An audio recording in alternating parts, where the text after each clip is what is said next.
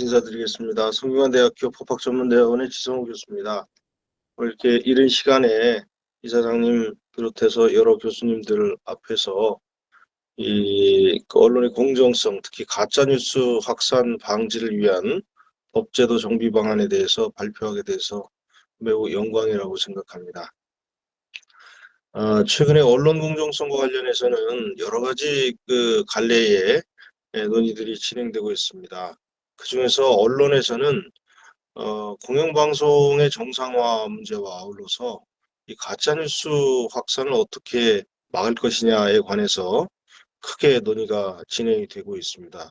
그래서 이 두 개 중에서 오늘은 아마 공영방송을 어떻게 정리하고 또 방송 정상화를 어떻게 해야 될 것인가에 대해서는 제가 보기에는 MBC나 KBS가 완전히 정리가 되는 한 연말이나 내년쯤 제가 한번 더 브리핑을 해드리는 게 맞는 것 같고요. 지금 진행 중이기 때문에 그 방향성에 대해서는 나중에 한번 회고적으로 또 미래지향적으로 정리를 하고, 오늘은 가짜뉴스 확산 방지를 위한 법제도 정비 방안에 대해서 말씀을 올리겠습니다. 가짜뉴스의 개념과 원인, 그다음에 공직선거법상 현행 규제, 언론의 자유와는 어떤 관계가 있는지, 그리고 통신의 자유와는 어떤 관계가 있는지, 그다음에 가짜뉴스 확산 방지를 위한 법제도 정비 방안과 결론 순으로 말씀을 올리겠습니다. 네, 언론 공정성을 해치는 여러 가지 행태 중에 최근에 신모 전 언론노조 위원장이 김만배 씨와 인터뷰한 거를 1억 6,500만 원을 받고 책 3권을 팔고 그것을 이제 대선 3일 전에 에, 공개함으로써 대선에 영향을 미치려고 했다라고 하는 굉장히 중요한 언론에서의 문제점이 드러나고 있는데요. 전형적인 가짜 뉴스의 확산 경로입니다. 그러니까 인터넷에 작은 방송사에서 방영을 하고, 그리고 나서 그거를 레거시 미디어에서 퍼나르고, 또 정치권에서 활용하고, 또 그걸 다시 재생산 확산하면서 그것을 인터넷 블로그라든가 SNS에서 다시 언급하고, 이런 식으로 계속 증폭시키는 것이 가짜뉴스의 확산의 경로인데요. 가짜뉴스에 대해서는 여러 가지 다양한 개념이 있지만, 어, 저희들이 이 언론 법학적으로는 허위 조작 정보라고 얘기를 합니다. 그래서 페이크 뉴스라고 영어로는 얘기하는데요. 소셜 미디어 또는 가짜뉴스 웹사이트 등과 같이 온라인상으로 또는 전통적인 뉴스 매체에서 발생해서 사실에 근거하지는 않지만 마치 사실상 정확한 것으로 믿을 수 있도록 제공되는 비풍자적인 뉴스 기사를 가리켜서 가짜 뉴스라고 합니다. 다시 말해서 가짜 뉴스는 전통적인 기사 또는 소셜 미디어 등을 통해서 금전적 혹은 정치적 이득을 얻기 위해서 오인할 의도를 가지고 거짓 또는 의도적으로 유포를 시키는 잘못된 정보다라고 이야기를 할 수 있습니다. 이 가짜 뉴스가 번번이 대선 때마다 큰 문제가 되는데요. 대선 또는 총선과 같은 선거 시에 이게 유포가 되면 우리 유권자들의 민주적인 의사결정을 흐리게 하기 때문에 대단히 큰 문제라고 생각을 합니다. 그래서 평소에 우리가 거짓말하는 것에 대해서는 법에서 처벌하지 않습니다. 그걸 다 처벌했다가는 아마 저희들 모두 다 선의의 거짓말, 백색 거짓말하는 경우가 많기 때문에 그건 처벌 대상이 되지 않습니다. 다만 거짓말 중에서 특별한 케이스가 있을 경우에 상황이라든가 그 정도가 훨씬 사회적인 문제가 될 경우에만 처벌을 합니다. 근데 이 가짜 뉴스가 왜 확산이 되느냐 원인을 보니까요. 첫째, 가짜 뉴스는 진짜보다 훨씬 사람의 이목을 집중시킬 수 있습니다. 통계에 의하면 대부분의 SNS 독자들은 저도 그렇고요. 뉴스 기사의 헤드라인만 읽는 경향이 많고 또 앞으로도 이런 경향은 언론 뉴스 매체가 많아지면서 상당히 짙어질 거라고 생각합니다. 두 번째, 경제적 이익을 극대화하기 위해서인데요. SNS를 활용한 수익을 창출하기 위해서 가짜뉴스 언론사들에서는 어, 이 수익 창출, 경제적 이익을 위해서 매일 거짓말을 하는 그러한 어, 뉴스 SNS도 생길 정도입니다. 세 번째는 민의를 왜곡하고 그랬던 여론을 형성하기 위해서죠. 그래서 SNS 서비스 관계망상에 이용자들의 신뢰관계를 악용하면 좀 더 쉽게 여론을 왜곡하고 조작할 수 있기 때문입니다. 이 가짜뉴스에 대한 현행 규제 규범을 보면 아까 말씀드렸다시피 평소에 단순한 가짜뉴스를 퍼뜨리는 것은 처벌 대상이 안 되는데 어, 인터넷상에서 정치적 의사 결정과 관련해서 이게 생산되고 유포되는 경우에는 후보자 등이 정보통신 서비스 제공자에 대해서 일정한 조치를 요구할 수 있습니다. 그래서 공직선거법에서는 게시판에 자신에 대해서 허위 정보가 있다라고 하는 것을 발견하게 되면 이것을 인터넷 홈페이지를 관리 운영하는 자에게 해당 정보의 삭제를 요청하거나 전송되는 정보를 취급하는 인터넷 홈페이지의 관리 운영자 또는 정보통신 서비스 제공자, 예를 들어서 이제 네이버나 다음 같은데 취급의 거부나 정지, 제한을 요청할 수 있습니다. 이렇게 되면 이것을 이제 방송통신심의위원회나 아니면 관할 선거구 관리위원회에서 만약에 자율적으로 네이버나 다음 등 정보통신 서비스 제공자가 이것을 삭제하거나 차폐해 주지 않으면 이런 국가기관에서 나서서 그러니까 방송통신심의위원회나 선거관리위원회에 요청을 해서 개인이 그래서 거기서 이제 차폐를 해주거나 삭제하도록 네이버나 다음에 명령하는 그런 체계를 갖고 있습니다.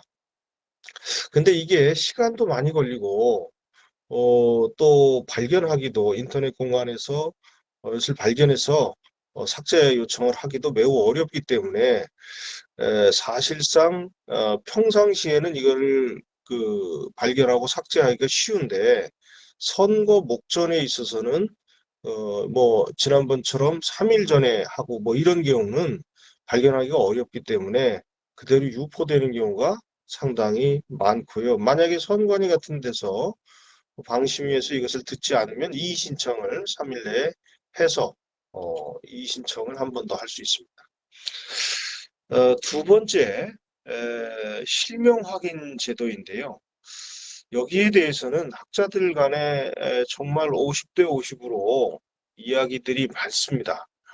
공직선거법에서는 정치적 의사결정을 하게 되면 특정 정당이나 후보자를 지지하는 정보를 게시하는 경우에 인터넷 언론사로 하여금 실명 확인을 하고 있도록 하고 있습니다. 실명 확인의 이러한 절차를 통해서 가짜 뉴스의 생성자가 인터넷 홈페이지 등에서 직접 가짜 뉴스를 생성하는 것을 사전에 차단할 수 있겠습니다. 그래서 인터넷 언론사는 특히 선거 기간 중에는 인터넷 홈페이지의 게시판, 대화방 등에 정당 후보자에 대한 지지와 반대의 문자, 음성, 영상 등의 정보를 게재하는 경우에 행정자치부 장관 또는 신용사업자, 정보 제공자가 제공하는 설명 인증 방법으로 실명을 확인받도록 하는 기술적 조치를 하도록 규정하고 있었습니다. 다만 인터넷 언론사가 정보통신망법 제44조의 5조에 따른 이 본인 확인 조치를 한 경우에는 그 실명을 확인받도록 하는 기술적 조치를 한 것으로 보고 있습니다. 문제는 이 실명 확인 제도가 2021년에 위헌으로 결정됐다는 겁니다. 그러니까 평상시에 실명을 확인하도록 하는 제도는 이로부터 약 한 7, 8년 전 2010년대 초반에 위헌 결정을 받았고요. 저희들이 그래서 실명 게시판에 실명으로 하지 않고 그냥 우리가 글을 게시할 수 있는 것이고, 선거 때만 실명 확인 제도를 하는 것은 합헌이다. 처음에 1차 결정에서는 그랬는데 2차 결정에서는 이 선거 때 실명 확인하는 제도 역시 현재 우리나라에서는 3년 전에 위헌 결정을 받아서 위헌으로 지금 판명이 되고 있습니다. 따라서 결론적으로 평상시든 아니면 공직선거를 앞둔 시점이든 간에 현재는 실명 확인 제도를 활용할 수가 없다는 문제가 발생하고 있습니다. 여기에 대해서는 아까 제가 모두에 말씀드렸다시피 이 실명으로 해야 되냐 말아야 되냐에 대해서 저의 경우는 공직선거 기간 중에는 짧게나마 실명으로 하는 것이 맞지 않겠느냐 이런 생각을 하고 있는데, 이게 헌법재판소에서 위헌 결정을 받아버렸기 때문에 이제 평상시든 공직선거를 앞둔 시점이든 누가 이런 글을 게시했는지를 알 수가 없는 상황이다. 이렇게 결론을 내릴 수가 있겠습니다. 어, 지금 가장 문제는 요거는 이제 언론 출판 자유에 대해서 제가 쭉 말씀을 드려놨는데요. 언론 출판의 자유는 뭐 민주주의 체제에서 불가결한 본질적 요소고, 또 우리 헌법재판소의 결정에 의하면 이건 타인과 소통해서 스스로 공동사회의 일원으로 포섭되는 동시에 자신의 인격을 발휘하는 가장 유효하고 직접적인 수단으로 기능을 하고 있어서 이것은 다른 기본권에 우선하는 헌법상의 지위를 가진다라고 이야기를 하고 있고, 이게 확보돼야만 민주정치가 가능하다 이렇게 이야기를 하고 있습니다. 그래서 이 언론 출판의 자유는 우리 헌법에서는 언론 출판이라고 부르기도 하고 표현의 자유라고 부르기도 하는데요. 헌법재판소에서는 이 두 용어를 혼용해서 사용을 하고 있습니다. 이 표현의 자유는 개인 표현의 자유와 그리고 국민의 의사 형성에 봉사하는 도구적인 성격의 자유권인 언론의 자유로 구분을 할 수가 있는데, 이 언론의 자유는 개인의 권리 보장에 그 주안점이 있는 것이 아니고 언론의 자유 보장을 통해서 민주주의 질서의 확립이라는 목적에 봉사하는 자유다라고 보고 있습니다. 그래서 제가 이 가짜 뉴스 관련해서 언론 출판의 자유를 설명드리는 이유는 우리나라에서 요번에 뉴스타파의 사례에서도 보듯이 언론 출판의 자유, 즉 표현의 자유, 그중에서도 언론기관의 표현의 자유가 우리나라에서 미국의 영향을 많이 받아서, 제 생각입니다. 미국의 영향을 굉장히 많이 받아서 이 언론 출판의 자유가 미국에서는 수정헌법 1조에 규정되어 있을 정도로 굉장히 중요한 자유고, 또 언론학과에서는 언론 출판의 자유가 다른 자유권보다 매우 우선하는 것으로 이렇게 이야기를 하고 있기 때문에 이 언론 출판의 자유는 상당히 규제하기가 어려운 자유로 이렇게 보고 있습니다. 그래서 신문의 자유에 대해서는 그것이 맞는데, 표현의 자유 중에서 이 방송의 자유에 대해서는 현재까지도 신문에서는 그 자유권적 성격이 훨씬 더 많이 나타나지만 방송에 있어서는 이 자유권적인 성격보다는 사회 공적 기능이라는 이 공적 의견을 형성한다는 그러한 어떤 기능이 훨씬 더 강조되어야 하기 때문에 신문의 자유에 있어서보다 훨씬 엄격하게 진입, 내용, 교차 소유 등의 제한을 현재 받고 있습니다. 그래서 언론의 자유 중에서도 방송의 자유에 대해서는 훨씬 더 강한 규제가 돼야 되지 않느냐라는 것이 현재 학자들의 공통적인 견해입니다. 이 표현의 자유는 광고라든가 음란한 표현이라든가 또 익명으로 하는 표현, 이런 것도 표현의 자유의 보호 범위에 속한다라고 보고 있습니다. 특히 저 익명 표현의 자유가 이 가짜 뉴스와 관련해서 많이 문제가 되는데요.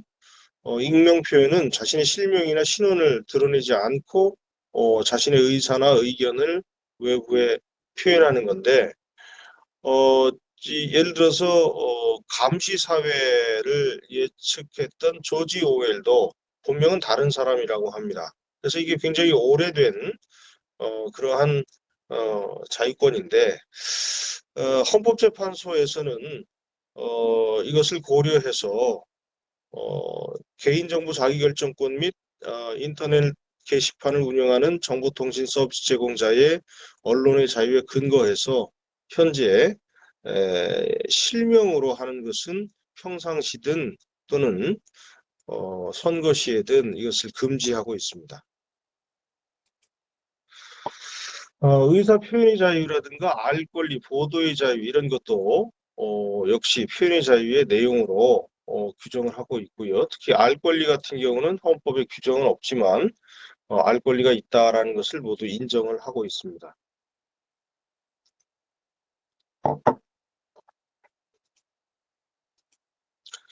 반론권이나 잊혀질 권리, 최근에 많이 논의가 되고 있는데 잊혀질 권리 이런 것도 우리 언론의 자유에서 역시 그 문제가 되고 있습니다. 가장 중요한 거는 이 가짜 뉴스와 관련돼서는 특히 언론학과 교수님들을 중심으로 해서 이 표현의 자유에 대한 지나친 제한은 안 된다라고 하는 것이 아까 말씀드렸다시피 한국의 언론학계의 주류적인 그런 이론을 형성하고 있고요. 이것은 특별히 사전에 검열을 해서는 안 된다라는 원칙과 충돌하게 됩니다. 그러니까 가짜 뉴스를 확산시키지 않기 위해서는 가장 좋은 것은 가짜 뉴스를 생성시키지 않는 것이 가장 좋고요. 그 사전 단계에서. 그리고 생성된 단계에서도 그것을 표현하기 전에 신문이나 방송 등의 매체물을 통해서 생성되기 전에 거기에 관해서 어떤 검사를 할 수 있다면 가짜뉴스 생성이 억제될 겁니다. 그런데 문제는 이 가짜뉴스라고 해도 사전 검열 금지 원칙 때문에 이것을 사전에 즉 표현되기 전에 이 사전이라는 것은 이제 생성된 게 아니라 외부로 표현되는 겁니다. 신문이나 방송에 게재된다든가 자신이 얘기를 한다든가 뭐 이런 것이 표현인데 표현되기 전에 이 가짜 뉴스를 제한하기가 현재 이 이론에 의하면 매우 어렵다. 다시 말씀드리면 가짜 뉴스의 심각성은 매우 증폭되고 있는데 이 사전 검열 금지 원칙, 즉 표현되기 전에 국가기관이나 행정기관이 나서서 이것을 검열한다면 그것은 사전 검열이고 이것은 헌법에서 금지되고 있다라는 원칙과 가짜뉴스에 대한 규제를 빨리 해야 한다. 그 시점을 좀 당겨야 한다라는 이 원칙이 지금 충돌하고 있는 겁니다. 그래서 사회적 필요성과 표현의 자유의 제한의 문제가 지금 현재 충돌을 하고 있습니다.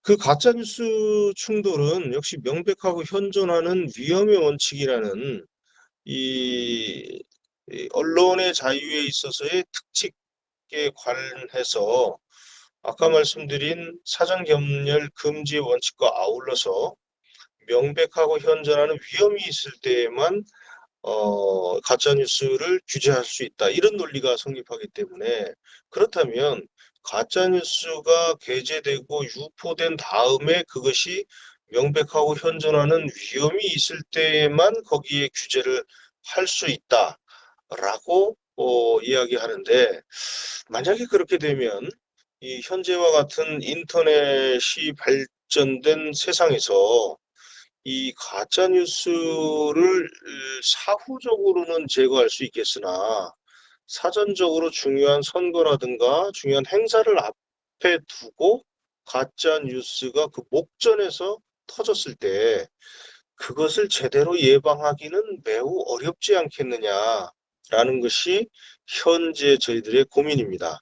그래서 아까 말씀드린 이 언론의 자유에 있어서의 사전금리 금지 원칙과 명백하고 현존하는 위험의 원칙 때문에 현재 가짜 뉴스가 퍼뜨리기 전에, 그것이 표현되기 전에 규제하는 법제는 현재 민주주의 국가에서는 이게 존재하지가 않습니다. 그런 문제가 있어서 예를 들어 신문이라든가 이런 것처럼 유포가 속도가 좀 느리다 그러면 상관없는데 유포 속도가 이렇게 빠른데도 사전에 금지하는 게 없다. 그럼 결국 사후에 할 수밖에 없지 않느냐. 이런 문제가 제기되고 있습니다. 이게 굉장히 근본적인 지금 현재의 문제입니다. 이 가짜뉴스는 통신의 자유와도 지금 충돌을 하고 있습니다. 가짜뉴스에 대한 규제를 하려다 보니까 이 통신을 개인 간에 하고 있는데 이 개인 간에는 자유롭게 이 방송의 자유나 언론의 자유와는 달리 자신의 의견을 마음껏 표현하고 이게 1대1 개인의 통신이 이 원칙이기 때문에 여기에 끼어들기는 어렵습니다. 그래서 어느 정도가 통신의 자유냐에 대해서 현재 논의가 되고 있는데 저희들이 생각하기에는 이 통신의 자유는 원래 헌법에 들어올 때는 1대1 자유권을 예정하고 들어왔는데 현재는 이 통신이 예를 들면 가짜뉴스에 온상이 되고 있는 SNS 같은 경우가 유튜브 같은 경우가 통신의 자유라고 해서 현재 방송통신 시위의 대상에서 제외되는 것들이 많거든요. 그런 경우에 이거를 과연 통신의 자유라고 볼 수 있느냐. 그러니까 1대1의 관계에서 내가 어떤 거짓말을 하든 상대방이 이것을 그냥 받아들이고 웃어넘기면 되는데 SNS에서 1대 뭐 5만 명, 10만 명 이런 팔로워를 가진 사람들의 거짓말로 인해서 이것이 가짜 뉴스가 유포되는 경우에 단순히 이게 통신의 자유이기 때문에 개인 간의 기본권이다라고만 볼 수 있느냐? 이것은 통신의 비밀과 불가침이라는 통신의 자유의 근본적인 그 가치, 보호법과 충돌하게 되기 때문에 그러니까 쉽게 말씀드리면 언론의 자유는 사전 검열 금지 원칙이라든가 명백하고 현존하는 위험의 원칙 등과 가짜뉴스 규제 규정이 충돌하게 되고 통신 쪽으로 가면 통신 자유의 불가침, 통신 내용에 대해서 끼어들지 않아야 된다는 원칙, 이것과 가짜뉴스 규제 법제를 만들 때 충돌하게 되는 그러한 문제가 있어서 이 두 가지 표현의 자유와 통신의 자유를 침해하지 않는 범위 내에서 이 가짜뉴스 규제 제도를 지금 만들어야 되는 그러한 상황에 있습니다. 그래서 여러 가지 법제도 정비 방안이 현재 이야기가 되고 있는데요. 알고리즘을 변경하거나 팩트 체킹을 의무화하는 겁니다.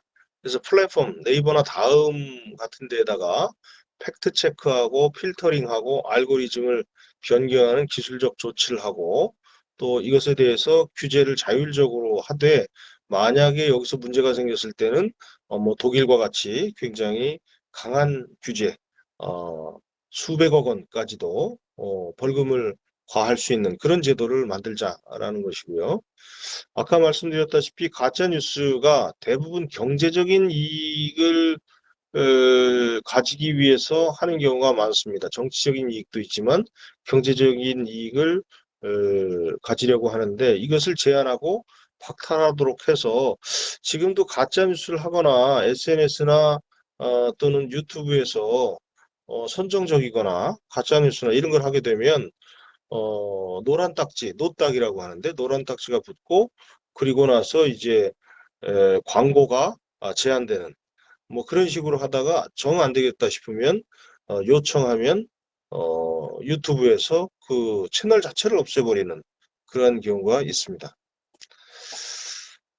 세 번째는 현재 최근에 입법 발의안이 한 10개 정도 나오는데요. 대개 이 입법 발의안을 분석을 해보면 가짜뉴스 생성자의 본인에 대한 책임을 강화하는 방향으로 되어 있습니다. 그래서 최근에 입법 발의안을 분석을 해보면 대부분 이 가짜뉴스의 금지를 천명을 하고 있고 관련돼서 헌법재판소 판례가 이렇게 나와 있습니다.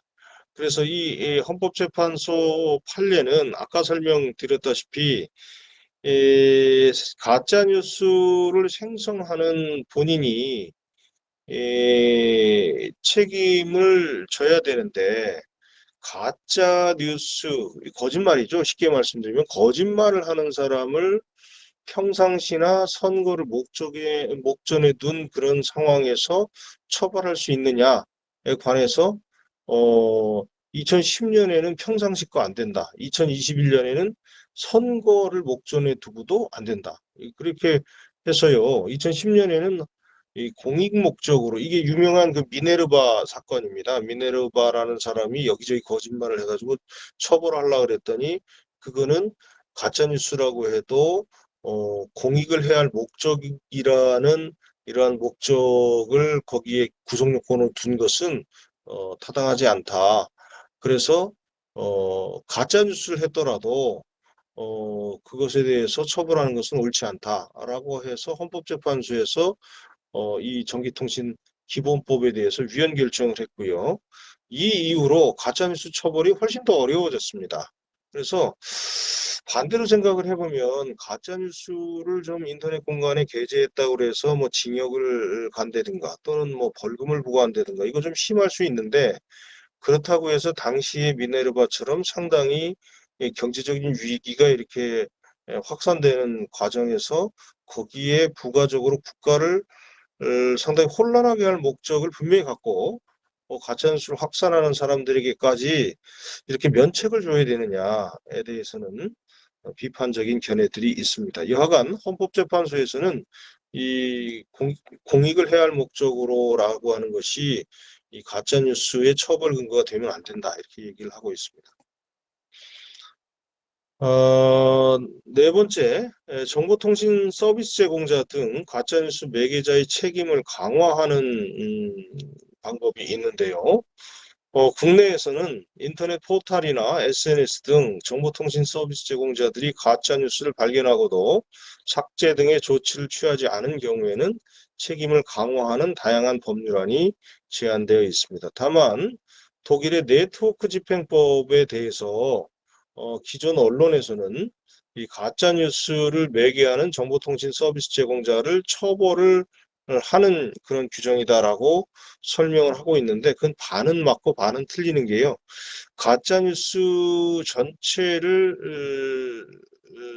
서비스에 그대로 노출시킨 서비스 제공자. 그러니까 네이버에서 가짜뉴스가 노출되었기 때문에 네이버를 처벌한다. 이렇게 오인할 수 있는데 요거는 잘 보셔야 되는 게 요거는 혐오 표현. 그러니까 예를 들어서 유태인에 대한 표현이라든가 또는 뭐 반인종적이거나 반지성적인 표현이라든가 이런 표현, 혐오 표현에 대해서만 이걸 규정하고 있기 때문에 가짜 뉴스를 인터넷 공간에 그대로 방치하면 네이버나 다음도 처벌받을 수 있다라고 하는 것은 이거는 정확한 그런 언론 기사가 아닙니다. 그래서 독일의 이 네트워크 집행법은 분명히 가짜뉴스 전체가 아니고 형법에 위반되는 혐오 표현을 그대로 방치한 경우에만 한정적으로 사용하는 것이다. 이렇게 이야기를 하고 있고요. 우리나라에서는 특히 이 네트워크 징계법을 독일에 이 법을 원용하려고 했다가 자세히 살펴보니까 이게 아닌 것 같네. 그래가지고 지금 약간 주춤하고 있는 그런 상황입니다. 다섯 번째, 지난번에 제가 언론 법제와 관련해서 민주당 쪽에서 제시했던 징벌적 손해배상 제도에 관해서 설명을 드렸는데요. 그때 언론 피해가 발생하면 민사 책임을 확대해서 3배 내지는 뭐 10배까지도 이 징벌적인 손해배상 제도를 좀 두자라고 하는 것이 언론 쪽에서 특히 민주당 쪽에서 나왔고 그 민주당 쪽에서 나온 이유는 사실은 뭐 보수 언론에 대한 그러한 책임 강화 내지는 뭐 누명 씌우기 이에 그 일환이었다라고 생각을 합니다. 하지만 분명히 이 언론에 대해서 또는 정보통신 서비스 제공자가 이러한 가짜 뉴스를 계속 뭐 방치해서 문제가 확산된다면 앞으로는 한 3배 정도는 그 징벌적인 손해배상 도입을 하게 하는 것도 가능하지 않겠느냐. 지금 뭐 하도급법을 비롯해서 몇 개의 법률에 이 3배의 손해배상을 가중하는 그런 규정들이 지금 들어와 있습니다. 그래서 아마도 언론까지는 확대가 안 되더라도 정보통신 서비스 제공자, 네이버나 다음 등의 이런 징벌적 손해배상 제도를 두는 것이 가능하지 않겠느냐라는 이런 학자들의 견해가 개진되고 있습니다. 사실상 네이버나 다음 같은 데에 게재되기 때문에 이게 확산되기 쉽기 때문에요. 네이버나 다음 같은 데서는 뭐 3배를 더 지불하는 게 그 자체가 문제가 아니고 징벌적이라는 말 자체가 굉장히 좀 거슬리는 것 같아요. 그래서 징벌을 받는다, 왠지 형사처벌을 받는다 이런 뉘앙스가 있기 때문에 여기에 대해서는 현재 논의 중에 있습니다. 예, 정리하겠습니다. 가짜 뉴스가 단순히 개인의 문제가 아니고 이것은 국가 전체의 법익을 침해하고 위기 상황이 올 수도 있고요. 특히 선거 시에 이게 이렇게 되면 어, 어느 정도 규제를 해야 한다라고 하는 것에 대해서는 대부분 견해가 일치하고 있고요. 특히 선거를 통해서 우리 가장 중요한 정치 지도자들, 그다음에 국정의 지도자들을 뽑고 있기 때문에 이 선거 시에 이 중요한 직책을 담당할 사람들을 선출하는 절차에 영향을 미치게 하는 것은 매우 강하게, 엄하게 처벌하는 것이 좋겠다라고 생각을 하고 있습니다. 그래서 민주주의 위기를 보호하기 위해서 가짜뉴스 관련 규범을 단순하게 거짓말에 대한 규제라는 차원을 넘어서 민주주의의 보호라는 측면에서 파악을 해야 되고, 그래서 여기에 대한 규제를 합리화하는 게 좋겠는데, 문제는 맨 밑에 한 단락입니다. 가짜뉴스에 대한 규제 규범을 강화하는 것이 과연 바람직하고 가능한지에 대해서 논의되고 있고요. 가짜뉴스 생성 유포자 본인과 정보통신 서비스 제공자의 책임을 대폭 강화해야 된다라는 주장이 제기되고 있고, 아까 조영기 대표님 말씀하셨다시피 생성형 AI 여기에 대해서는 제가 시간이 되면 다시 한번 총선 전에 발제를 해드리고 싶은데요. 현재 이 생성형 AI는 가짜 뉴스하고 또 다른 게 가짜 뉴스는 인터넷 공간에서 유포자를 찾게 되면 그 유포자를 정확하게 색출하고 그 유포자에 대해서 처벌하는 것이 가능합니다. 누가 만들고 누가 퍼뜨렸는지를 이 전자적으로 정보통신 기술에 의해서 발견해낼 수 있기 때문이죠. 그런데 이 생성형 AI는 일정한 알고리즘만 인터넷 공간에다 뿌려주면 이 일정한 방향성을 가진 생성형 AI가 발전되면서 이것이 자기 스스로 조합을 해가지고 거짓말하는 가짜뉴스를 유포하는 그렇게 되기 때문에 최초 유포자가 누구인지도 모르게 되어서 제 생각에는 이번 총선 그리고 다음번 대선에 이 생성형 AI에 관한 문제는 매우 큰 선거의 자유를 해칠 수 있는 그런 기술이 될 것이다. 라고 생각을 하고 있습니다. 그래서 실제로 전 세계에서 많은 입법안이 제출되고는 있는데 법으로 현재 생성형 AI를 규제하는 법은 아직 거기까지는 못 나갔습니다. 그러니까 가짜뉴스 생성 유포자 본인이나 정보통신 서비스 제공자를 처벌해야 된다. 그건 어느 정도 갖춘 나라가 많은데 생성형 AI에 대해서는 도대체 이걸 어떻게 입법을 해야 될지에 관해서 논의만 무성하고 현재 입법 단계까지도 가지를 못했습니다. 예, 이렇게 가짜뉴스에 관한 상황 그리고 입법을 하는 방향에 관해서 제시를 하면서 제 발제를 마치도록 하겠습니다. 긴 발제 들어주셔서 정말 감사합니다.